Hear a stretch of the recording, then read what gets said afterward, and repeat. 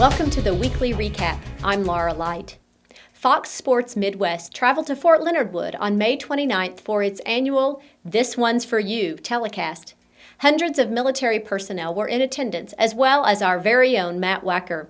He spoke with longtime Cardinals baseball analyst Al Hrabosky. Matt Wacker here with the Mad Hungarian Al Hrabosky, and Al, I'm glad you could be here. First question for you, what makes an event like this special to you?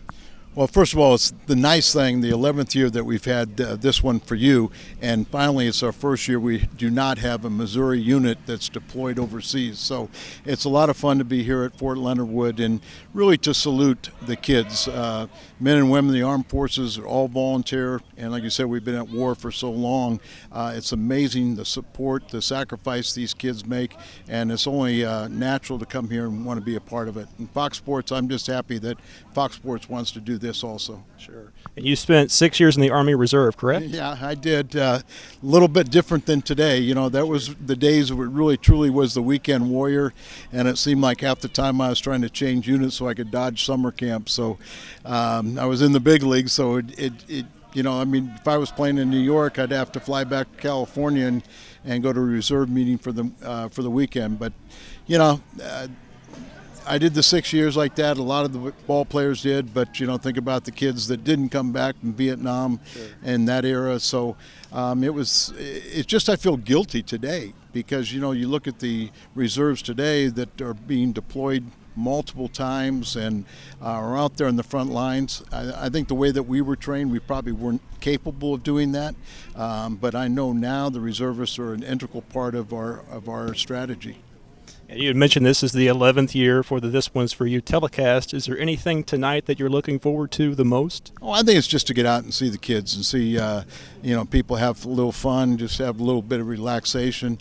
But I go back to the very first one that we had, and you know, nobody really knew what we were talking about or what we were doing. And we had a unit that was over in Iraq, and you know, we had invited the public to, you know, have signs and to send emails in, and I'm getting goosebumps and even a little emotional just thinking about this. But Joe Buck read off an email from a young mom or a mom that was saying that her son was deployed and that Grandpa was in the stands that night with his two kids, and we yelled out as Sergeant such and such there in the room, and this guy at 4:30 in the morning kind of comes up there and we said, well, sit down. You know, and we showed him his kids, his father, and it just brought it home right there that how much. And then the other thing that really struck me about that is when he went back to sit down, how appreciative and how happy all of his you know, the rest of the troops were, that it was somebody there got a little taste of home. Sure.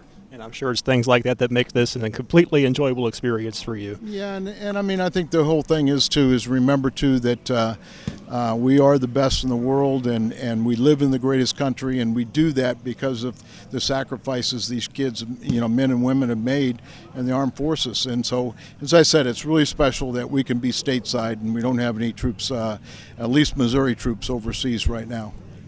Al, thank you so much. Yeah. Thanks, Matt. In other news, charges have been filed against a Rolla man who shot the ex-husband of his girlfriend on May 22nd. 27-year-old Joshua Toole has been charged with first-degree murder and armed criminal action in the shooting death of Daniel Hunter. Rolla police learned during the investigation that Toole had gone to a residence on Cronin Court with the intention of confronting Hunter about a prior incident involving his ex-wife. Police say a brief struggle ensued, and the suspect pulled out a handgun and shot the victim multiple times.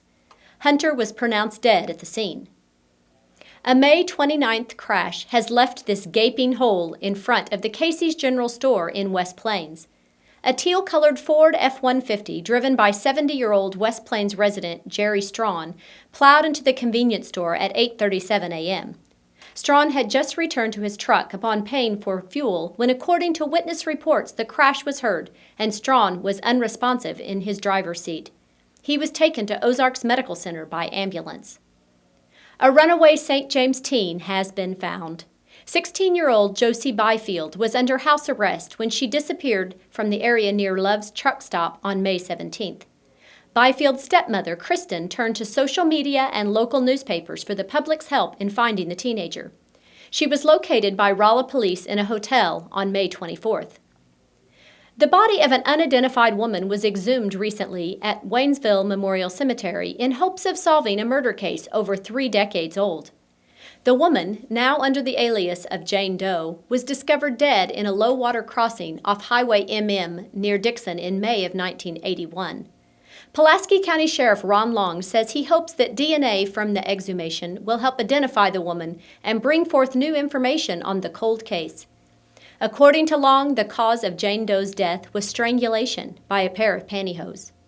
The woman's body was sent to the forensics department of the University of North Texas in Fort Worth. That's all the news for now. I'm Laura Light. Thanks for watching the Weekly Recap.